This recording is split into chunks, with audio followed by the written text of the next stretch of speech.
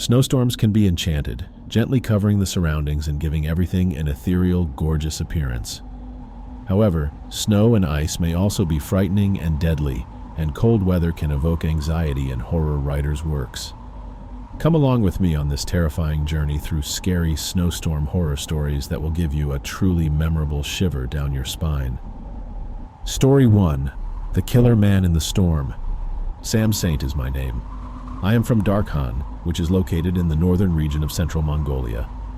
We are currently under a winter storm watch, which means we are experiencing severe winds of up to 40 miles per hour, heavy snowfall, and freezing rain. The fact that we had one of the mildest winters I can recall meant that I was aware that a storm was on its way.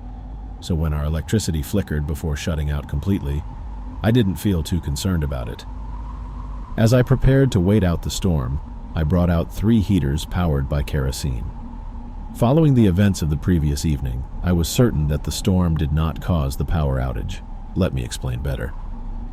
At approximately 3:30 in the morning, I awoke to the sound of heavy rain crashing on the side of my house.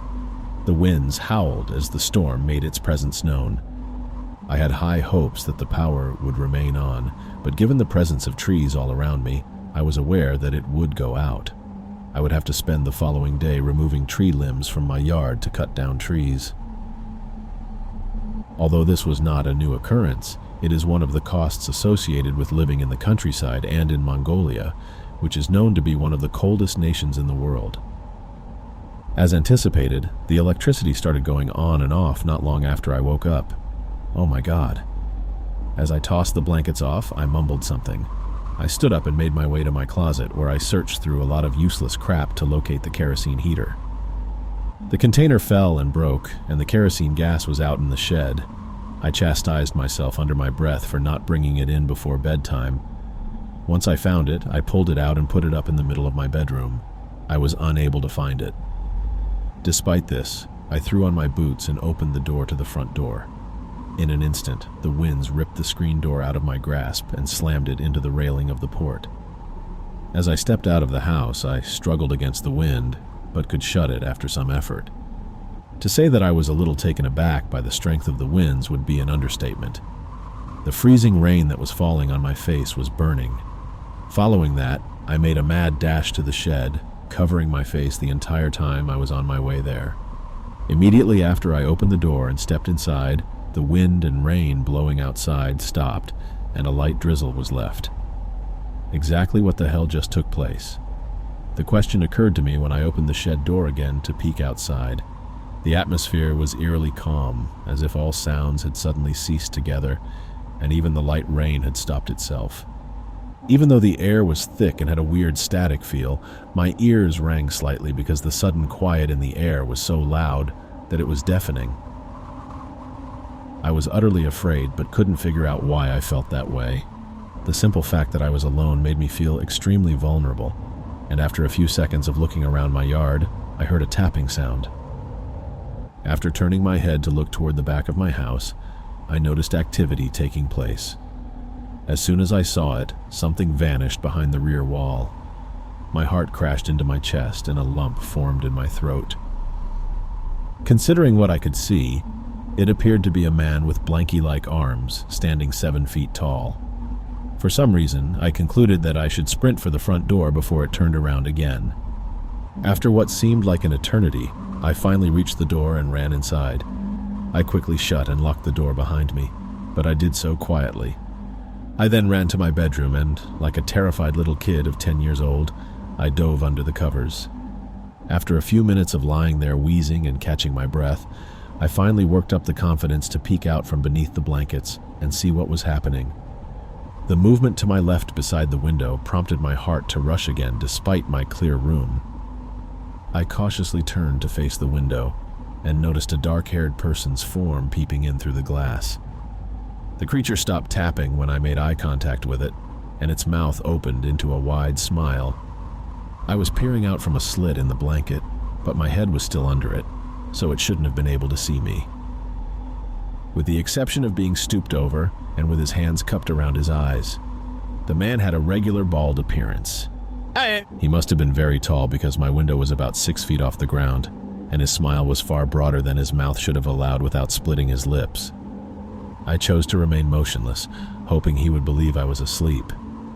I knew in my heart that he knew I was awake, even though I hadn't taken my eyes off it once. I had been afraid he might sneak out and enter. My closet included a gun, but the ammunition was secured in a container. I always assumed I only needed to use my rifle for hunting and protection. I looked toward my closet for an instant, and when I turned back to face the window, he was gone. My heart began thumping louder than before I lost sight of him.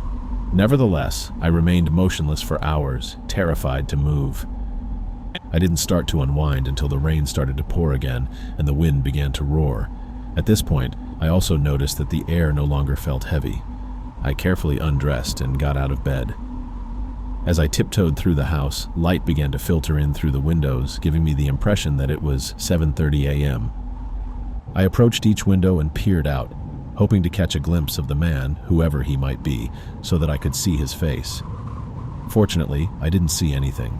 Since I was quite exhausted, I went to the coffee maker and selected brew. To my surprise, the electricity had returned. Now I was so preoccupied with anxiously waiting for that beast to break in and kill me that I hadn't even noticed the heat switching on throughout the night. When I turned on the TV, the morning news started to air. According to the reports, a man from the area was attacked in his bedroom early this morning and sadly did not make it out of his injuries. I stared at the photo of the man who had been attacked for a few minutes before dropping my coffee cup, which broke as it hit the rough hardwood floor. It was a picture of my neighbor, who lived a half-mile up the road. His wife, who was thankfully sleeping in their children's room because they were terrified the electricity would go out, discovered him dead in bed. Nobody had heard him struggle or anything. They had only discovered his murder. I was shocked, but immediately realized it had something to do with the strange, tall man I had seen outside my window. Had I not noticed him and rushed inside, I'm sure I would have met the same end as my neighbor's husband. I was sitting there listening to the news when I noticed an update on the weather. Prepare for the storm's second round, which will go until tonight. As the storm's strength increases, residents are urged to prepare for more power outages. We will monitor this storm and provide you with updates. When she was done, the idea of that monster returning gave me shivers down my spine. It's returning with the storm. I'm unsure how I know. But this time, I'm going to be ready. Since I need it tonight, my rifle is loaded and resting next to my nightstand. Story 2. Alone on a winter storm. For a timid kid like myself, the event didn't seem all that terrifying, but I feared it. There is some background information about myself. Over my earlier years, I experienced a significant amount of loneliness.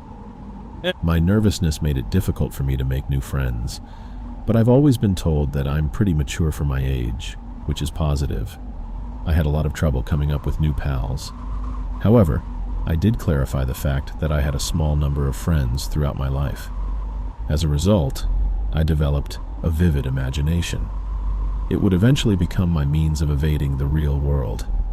To this day, it has been of tremendous assistance to me in managing my anxiety and finding a job in the video game industry, which I continue to enjoy. Nevertheless, as you will soon discover, there are situations that come with drawbacks. I reside in Finland, a country well known for having severe winters. You know, that cliché associated with Finland. My parents left me alone on the last weekend of December when they had to leave town for the night. I was sometimes left alone since I could take care of myself, and my parents understood that I would not do anything that could be considered harmful or stupid. This was nothing out of the ordinary. In addition to that, the fact that we lived in a quiet area helped them feel more comfortable with leaving a child who was 13 years old at home by themselves. At that point in time, my sisters, who were far older than me, had already left our house and moved out to live independently. I believe that the concept of being by oneself was exhilarating for most children of that age. After what seemed like an eternity, I could finally play video games till my eyes hurt without anyone having to shut down the system and make me complete my schoolwork. When there is a snowstorm outside, it is the most excellent feeling in the world for anyone who lives in the sun to be able to play games indoors. Having said that, I would stick to the terrifying part. Sufficient history was provided to comprehend the state of mind, so if you'll excuse me, I'll skip ahead to that fateful night. Thus, it was too late for a preteen to be out and about. I was watching my game of GoldenEye on the ancient CRT television that was located in the basement. The clock was ready to start a new day, and the only light present inside was the show.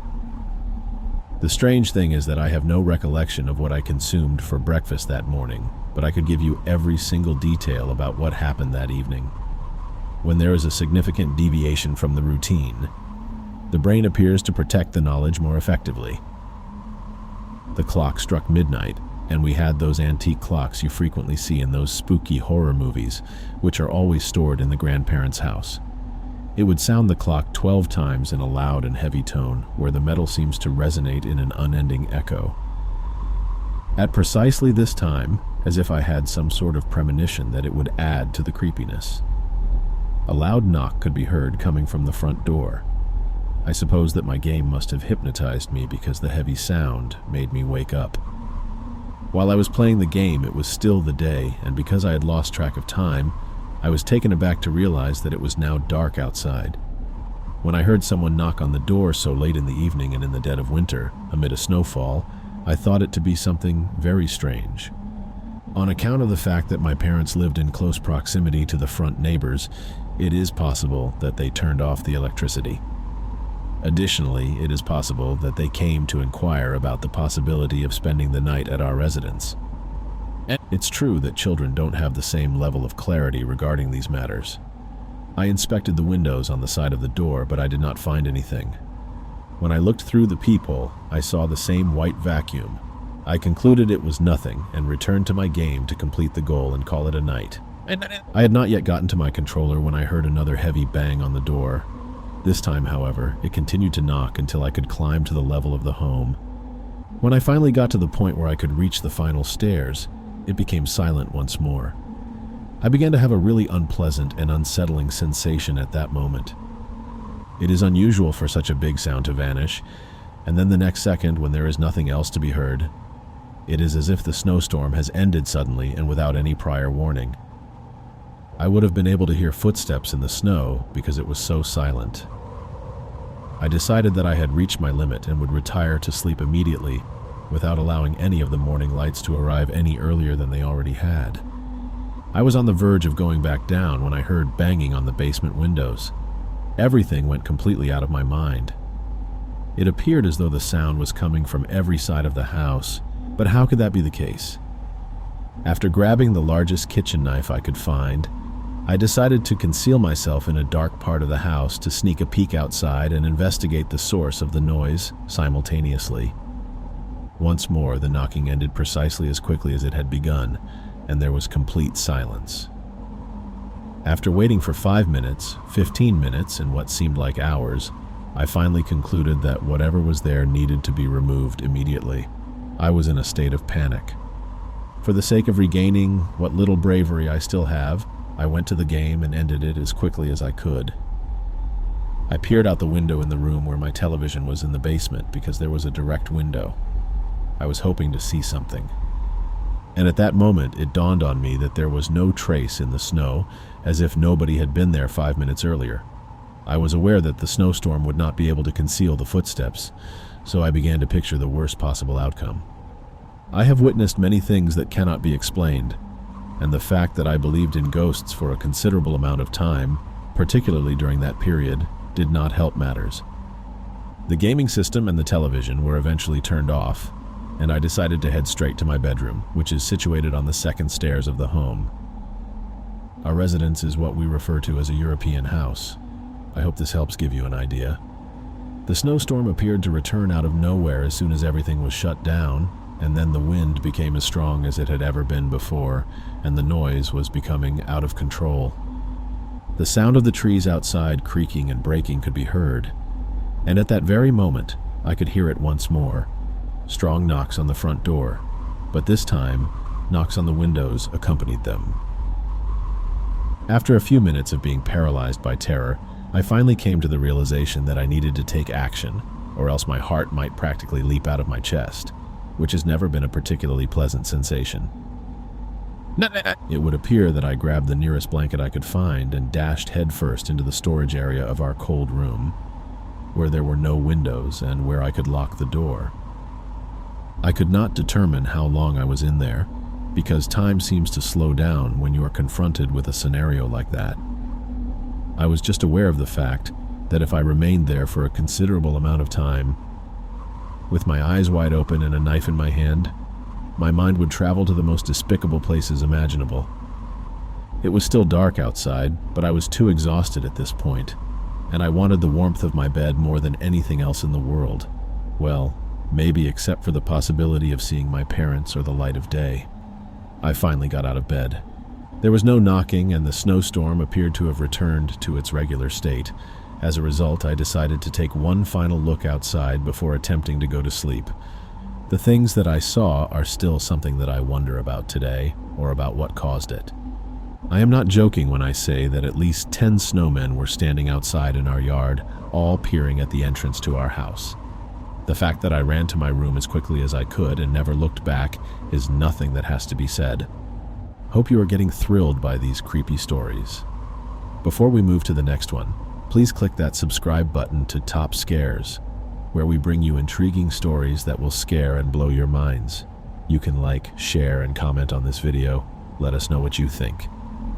Now it's time to get uncomfortable. Switch off your webcams, warm up your room, and let the darkness take control. Are you ready? Story 3. The Deadly Snowstorm. When I awoke, there was a blizzard taking place outside. My family and I are in desperate need of help, and we live in an area that has been censored. We are in dire need of assistance right now because we are freezing to death. Although I am aware that this is all very confusing, my fingers are so chilly that we cannot leave our house. Allow me to start from the very beginning as best I can. The noises of my mother and father moving into the living room jolted me awake in the middle of the night. A kind of unnatural cold seeped into your body and remained there regardless of how many blankets or layers of clothing you placed on. It was indeed very cold. It was freezing, like it was extremely cold. I had no choice but to lie on my bed, frozen by the icy temperature. Why was it so darn cold? I couldn't figure it out. When I went to sleep, everything was nice and inviting. I had tucked myself into bed with a bundle of warm blankets and fell into a deep sleep. However, I was jolted awake by the chilly air. My older brother roused himself from sleep in the room next door and dashed down the hallway to join my mother and father in the living room. I heard him approaching. The fact that I could hear mutterings of concern and worry led me to believe something terrible was happening. Having said that, I checked my watch and discovered it was 3:22 in the morning. This is obviously too early for us to be up, but I suppose the fact that I could see my breath indicated a problem with our house and heating system. It seems strange that the house could have reached this level of cold in such a short period of time. What are our plans for the future? I heard my mother mumbling that we would freeze, but she said we would not. We are not going to become ice cold. Robert, we will have to start a fire. I will require your assistance, my father instructed. Immediately before moving to assist father, I heard Robert let out a loud sigh. I took a deep breath and prepared myself for the piercing cold that would befall me when I removed the blankets from my body. Nonetheless, I was compelled to find out what was happening. After swiftly removing the blankets, I made a mad dash for the dresser drawer, where I discovered a pair of fleece-lined leggings, a cap, and 2 sweatshirts. Everything I needed was there. Even though I had no intention of wearing my winter coat, I decided to sit inside the house because it didn't feel appropriate. The rest of my family was waiting for me in the dimly lit living room, where my mother was sitting on the couch, wearing warm clothes and numerous blankets wrapped around her. When we looked at each other, she invited me to come over and threw me a few extra blankets while she shivered the entire time. The digital thermostat indicated that the temperature in the room was just 23 degrees Fahrenheit at the moment. My father and brother were making every effort to start a fire, but they did not have sufficient quality kindling to get it started. We all coughed as the room was filled with thick smoke that was black in color. My father yelled out in exasperation, "Damn it!" While my brother continued to fan the flames in the hopes of getting the fire going, my father continued to light pieces of newspaper in an effort to get a large wood to catch fire. The vast bulk of our fire would, like everyone else's, to be kept in a tiny shack on the boundary of our land. We haven't used the fireplace more than a handful of times in the past 5 years. However, we kept a few pieces of wood in the house for use in an emergency. Why is the temperature so high? How was it that this place got so chilly? I inquired about it. There must have been some odd storm out there since the temperature plummeted. The heaters were broken, which caused the temperature to drop. When my mother asked Dad if the fire was almost ready to be lit, a scowl appeared on his face, and he stated that it must be in the negatives. She became very worried, saying that even if we successfully get this thing started, we will soon want additional firewood. At that moment, Robert jumped in and said, "I'll have to gear up and grab some. To get it, I will go out there. You remain inside and search for a way to start the fire." At first, Dad appeared hesitant, but soon after he gave in. "Just collect the wood and come back. It is too cold to be out there for too long, and you'll get frosted by it." "All right, but don't muck around out there. Get the wood and return." Robert disregarded this warning. He was arrogant and typically disregarded my parents' advice. While I was usually more level-headed and sensible, he was defiant toward authority. Nevertheless, Robert made his way back down the hallway for a brief period of time. My mother only drew her covers around her more tightly as she desperately watched to see if the fire would start. I looked at my father, who was trying to light additional newspapers to encourage the log to catch fire. It was almost impossible to see anything clearly. You could make out forms and colors, but beyond that, there was not much that you could see. I tried to see outside by pushing up one of the blinds, but I discovered that all the windows were frosted, making it impossible to see anything. In that direction, I could see giant snowflakes falling from the sky. It would appear that an unexpected snowstorm had blown in, as unexpected. When I turned around, I saw my brother coming out of the hallway. He wore his enormous winter coat and was adorned with a thick hat and heavy gloves. In addition to wearing a robe, he was carrying a big sled slung over his back. Robert boasted that this was going to be an enjoyable experience. Furiously, Dad glanced at him and asked, "What the hell was the sled for?" "The only thing expected of you was to return after gathering some kindling and firewood. The temperature inside the house is cold. Now is not the time for you to play around. To be sure, this light is intended for wooden items. Because of this, I can move it through the snow, which makes things easier."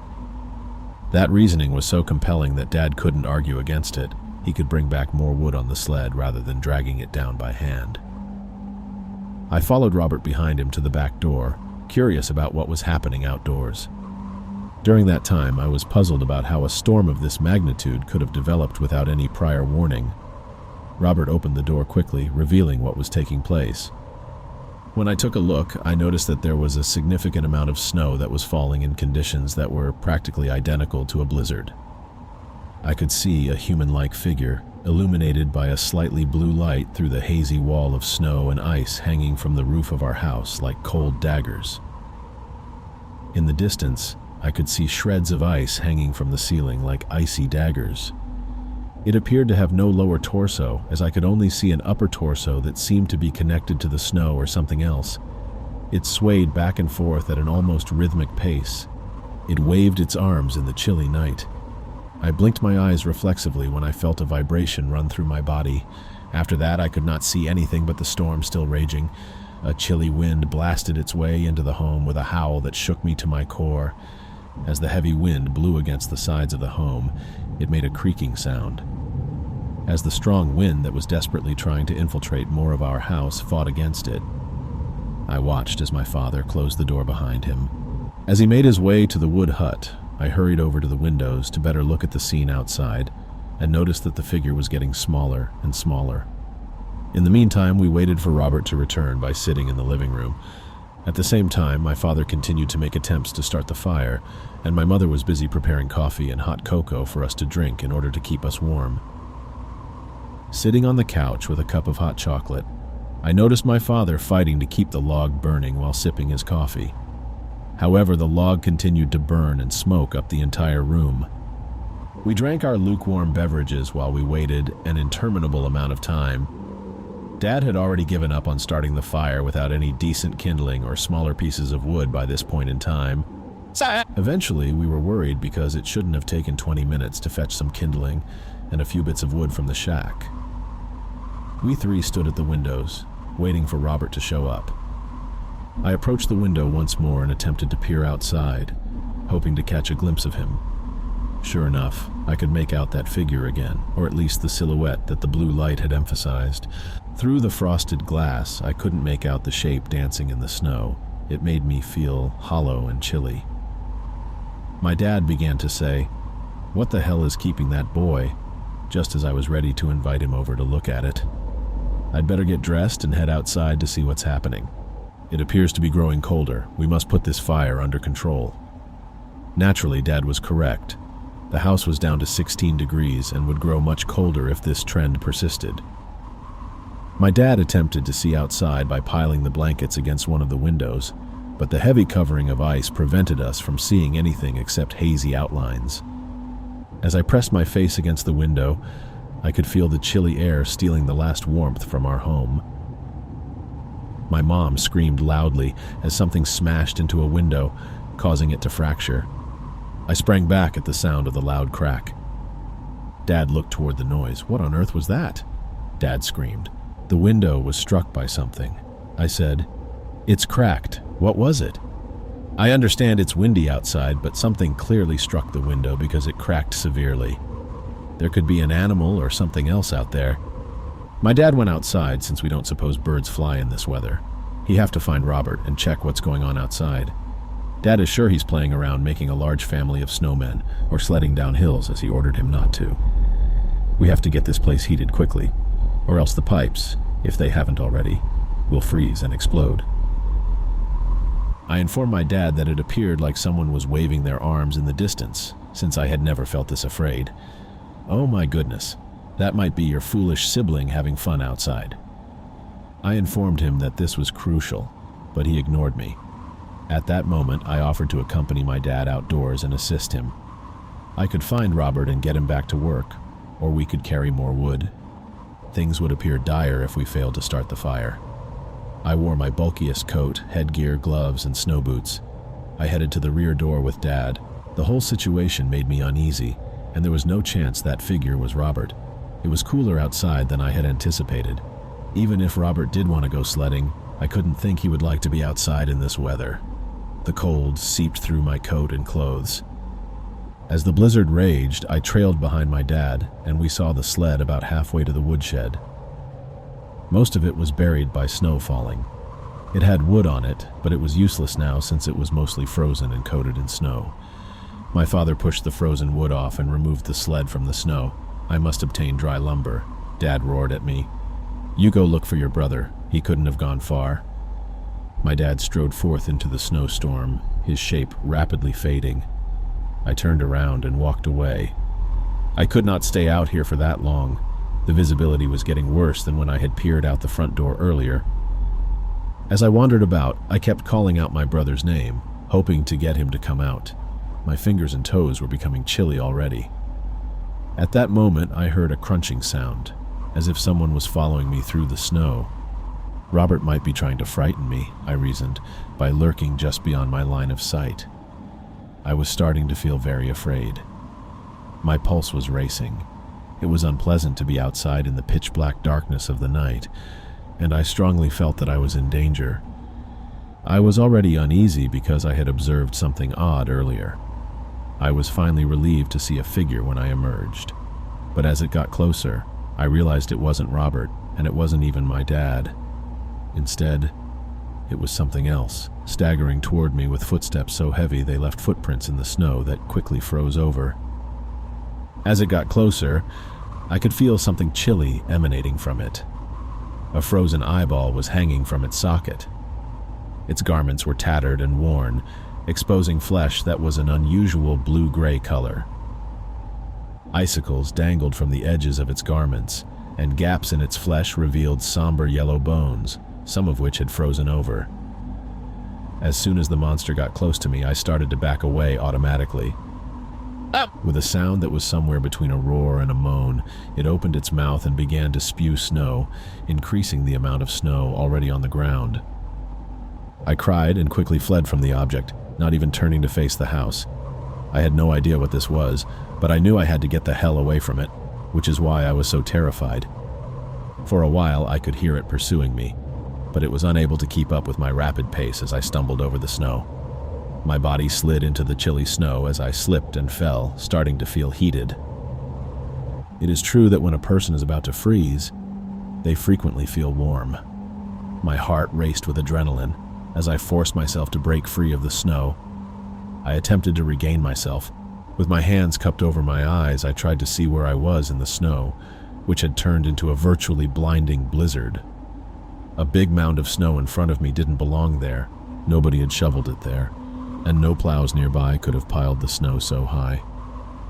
I watched the mound for a time, fearing the worst, then realized I had to get back home. But just as I was ready to run away, small pieces of snow started to drift down the pile before larger cracks showed up. Abruptly, a skeletal hand broke through the snow's barrier, sending more snow from the mound to the floor. There was a skeletal head, and strange blue light was coming out of the sockets in the skull.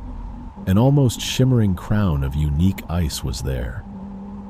When I realized that this was the object I had earlier seen, that it had been covered in snow in that brief period, I stood frozen in dread, or perhaps it was just the cold. It had an upper torso, but its lower torso appeared to be made entirely of snow and ice. It shook its head, causing more snow to fall from the pile and strike the ground before it began to move its long, skinny arms that pushed most of the snow off it. The monster put a hand down on the earth, and all I could do was watch in fear. A few moments later, I noticed patches of what appeared to be blue light piercing the dense snow all around me. I watched as more and more of these spots took on that unsettling blue glow before they eventually all vanished. The corpses that emerged from the snow impacted by that blue light had bluish-gray skin and torn garments, just like I had seen earlier. The snow started to fracture and move on its hands. I could no longer feel my fingers or toes due to the intense cold, but I knew I had to get moving. I was so terrified as those things started to shuffle and cry toward me that I could hear those zombie-like things running as quickly as they could to catch up to me as I rushed home. I was relieved to get inside the house, but as I dashed past the broken glass and approached the door, my foot caught something and I almost fell. I hurriedly paused to dig into the snow and retrieved a hefty object that was dusted with snow and frost. As I turned it over in my fingers and dusted off some of the snow, I felt a wave of horror come over me. It took me a mere second to comprehend what it was as I dropped the object and started to throw up. Cold, dead eyes glared at me, the visage frozen into a look of sheer dread. It was Robert's severed head. He must have been affected by one of those things. Tears welling up in my eyes, I panicked into the house. My dad had made a healthy fire in the now warmer house and had removed his winter coat and cap. "Have you managed to locate Robert?" Dad inquired. I was unable to formulate a reply. Telling him Robert was dead, how in the world could I do that? Even though I tried to hold back my tears, they streamed out. For a minute I sobbed like a baby while attempting to gather my thoughts. Yes, my brother was a pain, but at least he was still related to me, so I assumed my dad would think I was being silly or making fun. But instead, a genuine expression of worry crossed his face. My mother also stood up and observed me with interest. I didn't want to deliver the bad news first. "What's not right? Where is Robert?" Dad questioned me once more. I just stood there crying. I didn't respond to him. My thoughts were racing with both grief and dread as my mom wrapped her arm around me and sat me down on the couch. Those items remained accessible. I sobbed for a while before I got the courage to tell them what was happening. I believe that these things, of which there are now many, are headed in this direction. One of them even claimed Robert's life. Before they could even process what I was saying, a loud thump came from the side of the house. Everyone paused and paid attention for a while. Next, there were successive thuds. The earlier broken window suddenly gave way and one of those objects fell in, bringing with it a flood of icy wind and a steady stream of snow pouring from its mouth. "What is that figure?" my father yelled in terror. The creature charged towards my father, biting into his neck with its icy fangs. Dad yelled as it tore and Dame, spraying blood viciously across the thing's face from his neck. Another had started crawling in the window, so Dad kicked at it, sending it crashing. My mother was frightened and screaming in fear when it grabbed her hand. Meanwhile, my father was holding his bleeding neck with his other hand. I heard a boom as our door collapsed, and more monsters flooded the room, carrying snow and ice with them. More of them were coming in the window. We dashed down the basement, where there was a thick steel door that we could shut to keep those beasts out. And that gets us to this moment. I can hear their footsteps and groans above us. We managed to stop Dad's bleeding, but now that the weather is turning colder, he has some form of frostbite and has passed out. Mom sits in the corner and weeps uncontrollably. This place is chilly. I doubt we will last much longer. When I contacted 911, they stated they would send someone, but that was 30 minutes ago, and I doubt they will be able to get through the ice and snow. This is my final request for assistance. Would you kindly assist us with God's love? Story 4. A Terrified Excursion. Barry and I were halfway up Colorado's Mountain of the Holy Cross's couloir, a massive snowshoot on the eastern side. We realized we were in big trouble when the snowstorm arrived nearly a full day ahead of schedule. The TV weather forecast from a few days prior offered a different tale. It said there would be a clear weather window long into Thanksgiving break, one of our few chances to cross the Holy Cross Mountain off our climbing bucket list. We had already climbed several of Colorado's most successful mountains and had our sights set on Holy Cross's treacherous, snow-covered couloir for the previous winter. We intended to store some overnight gear at a base camp near the beginning of our ascent. We would then head for the snowshoot and trek out when night falls. We intended to begin the ascent in the afternoon when the snow was barely soft enough to give our boots traction. At about noon, we reached the foot of the snowshoot about 300 feet above the ground. The snow was more profound than anticipated, but the sky was a brilliant blue. We were on track, and the ascent would not be too challenging. Furthermore, we knew the peak would have mobile service.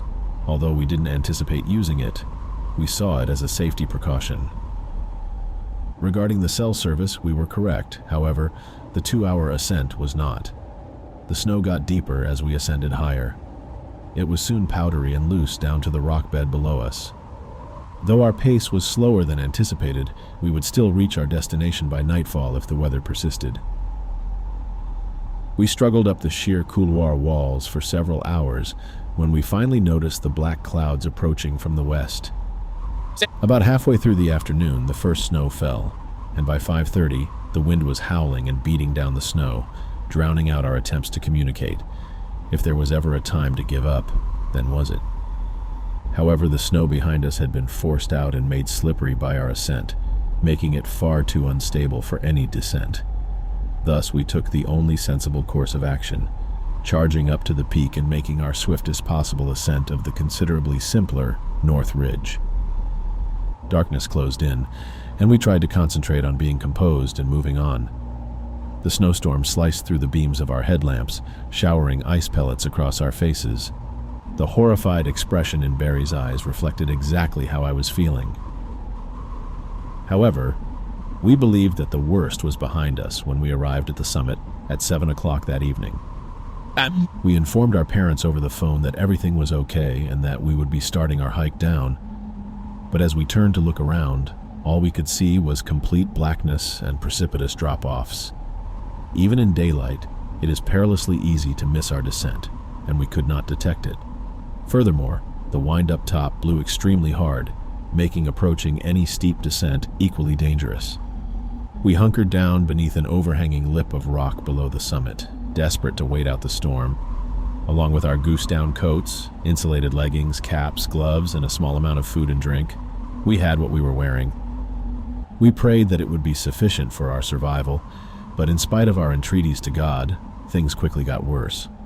Strong gusts ripped our makeshift shelter apart, leaving our feet freezing. We removed our socks and boots and placed our feet under each other's armpits, rubbing our toes to preserve the sensation.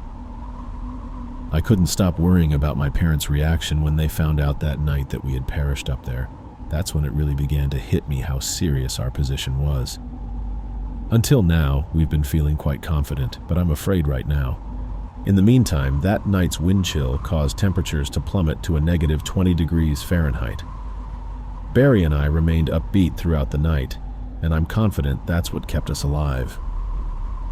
I stopped shivering, which is a sign of hypothermia.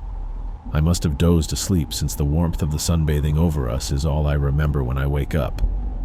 Though the storm had abated, it was still difficult to find the descent. Still, we observed several mountains, and at the base of one, we saw what appeared to be East Cross Creek, which we had hiked 2 days earlier. Moreover, we rappelled it, believing ourselves to be safe. However, when arriving at the creek, we discovered that we had inadvertently followed the south ridge, the opposite direction of the trailhead. This was the one thing we didn't want to do, as by then we had lost all mobile service. The previous evening, we were concerned about our survival on the mountain.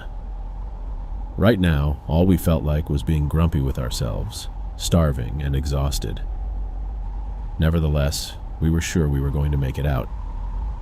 We were able to locate a track below the forest line that led us to what we believed to be the east side of the mountain. We weren't prepared to acknowledge that our hallucinations might have been deceiving us.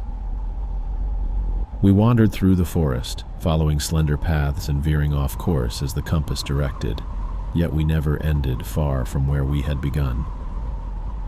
We later learned that the region is known as the Bermuda Triangle of the Rockies due to its iron riches. Rocks can affect magnetic instruments, so our compass led us in circles. It was either move or lose appendages to frostbite. We knew we should have stayed put to wait for help, but we could not do so in our boots wet in water. But our hope was beginning to fade. I started to feel like a frog in my throat, but in certain situations you had to laugh or cry. So one of our pals played about, spoke about females, sang old Zeppelin songs, and joked about anything to pass the time. On our second spontaneous night out, as the sun set, we gathered tinder and pulled out our lighters, only to discover, much to our horror, that they were still dripping wet from snowmelt. Even though we tried drying them out, neither of us could coax even a spark. Barry was too weak to continue at this point, so I placed pine branches on top of the snow for us to spoon over. We kept things lighthearted, though we were beginning to understand that our relatives didn't even know if we were still alive. We did manage to giggle at a couple of snuggle jokes. Before long, neither of us felt their feet and stopped shivering. Barry turned to face me and said, "Dude, we could die out here." Though this is sooner than I anticipated, I'm still happy I'm not playing video games on the sofa, so I'm right with it. I'm not prepared. We dozed off in silence, while Barry dozed off with his head resting on his right hand, a position that would severely restrict blood flow and cause frostbite on his thumb. Once more, the temperature fell below zero, but we survived and made it to daylight. We had not been hiking for long when we spotted a helicopter. While it was far away, it appeared to be taking up the entire sky. I waved the coats in a hiking pole with a bright red hat on it as we rushed into a meadow. The helicopter circled 4 more times before taking off, passing straight by us. At some point we broke down because we felt like we'd watched our last chance pass away, and there was nothing more to say. Barry simply rested his head on my lap while we both started crying. After the helicopter returned an hour later, it had just turned around to refuel, and when it approached us directly this time, we couldn't help but smile. At last, it was over. I attempted to embrace a savior who had thrown me onto a jump seat and strapped me in because I was so happy. He claimed they were supposed to look for bodies. I could feel my adrenaline fade as soon as we threw off. I was too numb to notice the ache across my entire body. It was one of the lowest and then the highest periods of my life, and I'd never felt better until today. Story 5, The Thanksgiving Horror. Although I don't believe I'm crazy, some wish I was. The only thing holding me back from posting this is my fear of learning that it's occurring elsewhere. I know that informing folks I'm offline will make them think I'm insane and won't be helpful. People tend not to consider how much snow they carry in their automobiles, offices, homes, and other places. Why would they do that? It's snow, that's all. Once inside, the snow still adhered to your boots, and your outerwear melted in minutes. It's just a typical wintertime occurrence. Yes, I realize that I never gave it any thought, not until early last morning. Here in Iceland, the snow started to fall on Wednesday. Although I know that some regions have been hit hard by winter weather, this was our first storm of the year. The storm wasn't all that awful. Many of us departed the office early, but the slow work was probably more to blame. The snow was merely a pretext for an early departure. I went home with my girlfriend because we work at the same firm. Although it wasn't snowing much, there was still a respectable accumulation. We left for home after cleaning the snow from our car's windows. We came home to see snow on our hats, jackets, and gloves. It was another unremarkable night, just like any other winter storm. I had some Dragon Age to play, and she had some baking to do in preparation for Thanksgiving. She would drop me off at my parents' house and then head to hers in New York City because we had to get up early the following day because we were spending Thanksgiving with our families apart. She was scheduled to return on Friday. I must have ignored the earliest indications that something wasn't right since I was exhausted. The windowsill had a layer of snow on it. She must have opened the window for a little while when I was in the bedroom because it was only a little bit. Next were our coats, still bearing the remnants of snow from the previous evening. It also appeared to be more prevalent than what I had remembered last night, although only marginally. I was still awake and too exhausted to think, but she didn't appear to notice. I watched as she reached for her jacket, and some snow fell. Since the coat I had the day before was more appropriate for nighttime bike riding, I went for my other one. When we arrived at my parents' house and she departed for New York City, I kissed her goodbye. I sincerely hope that wasn't our last kiss. Thanksgiving was pleasant, albeit essentially unchanged from previous years. Our events include breakfast, a parade, a dog show, a movie, and dinner. Nice, but boring. Not long after arriving at her parents' house, my girlfriend texted me to let me know their electricity was out. It was seen in numerous locations in both New Hampshire and Maine. My sister dropped me off at home that evening. I was somewhat shocked by what I saw as I unlocked the flat door. There is snow everywhere. Meanwhile, everywhere was covered by at least 1 foot. The door opened, sending snow flying into the corridor. In addition, it was much colder inside than it was outside. The smashed window in the kitchen was visible to me. It must have been a tree or a big branch that fell, shattering the window and letting the weather inside. Even still, it seemed like way too much snow, mainly because it wasn't falling heavily and was falling during the morning.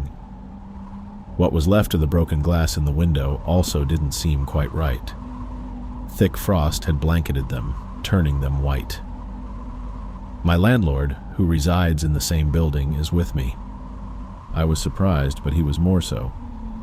He claimed he didn't hear any breaking news during his stay. Not a single window, branch, or tree. He stated that until they emptied it and fixed the window, he would take care of it and pay for any lodging expenses.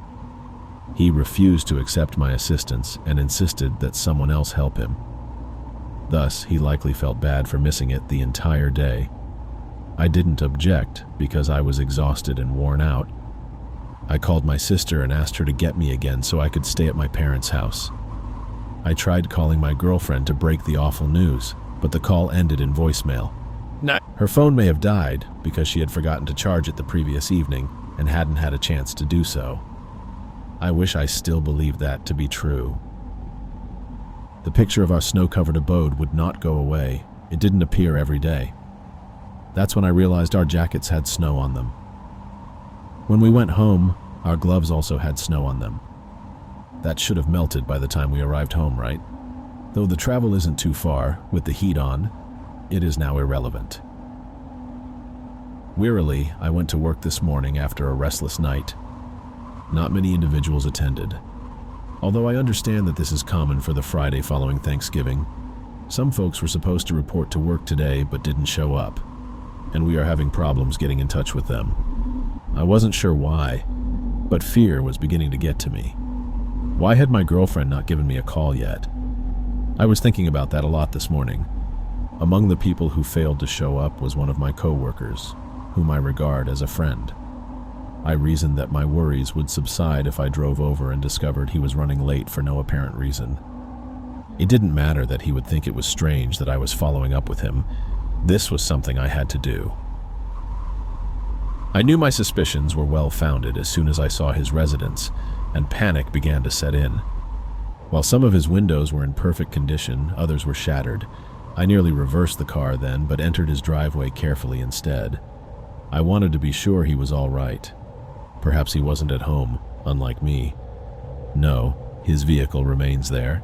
He remains there. He was seated on his couch, staring out of a broken window with a frozen expression. There is snow everywhere. Everything is chilly. When I got inside, that's what I observed. It was the scariest sight I have ever seen, I regret to admit. His arm had broken off and fractured into hundreds of pieces. His eyes were frozen white, and any visible skin was an eerie shade of blue. It happens quickly, I can now assure you. Because it develops slowly, it must first allow more to enter before it can. That may be how it gets fed. Now I'm with my parents. I kept what I observed from them hidden. Given that I had no idea what I witnessed, how could I? They questioned why I was sweeping and brushing the snow off the house. I requested that they stay inside. That was a wrong move. It was time for us to go. I neglected to look in the shoe closet. Meanwhile, 10 minutes ago, while I was typing this, I heard a window break downstairs. It's getting cold. Who knows what would happen to my family and me next? Where is my girlfriend? What really happened to my family? Was it just cold, or did something else come to his apartment? All these questions crept through my heart and brought more panic. I hope the temperature calms down, but what if it wasn't the weather? Snowstorms in winter could be dangerous, but how do we avoid such weather? Let us know in the comment section below. If you want us to share some stories in our next video, please drop the title in the comment below. Check out our previous video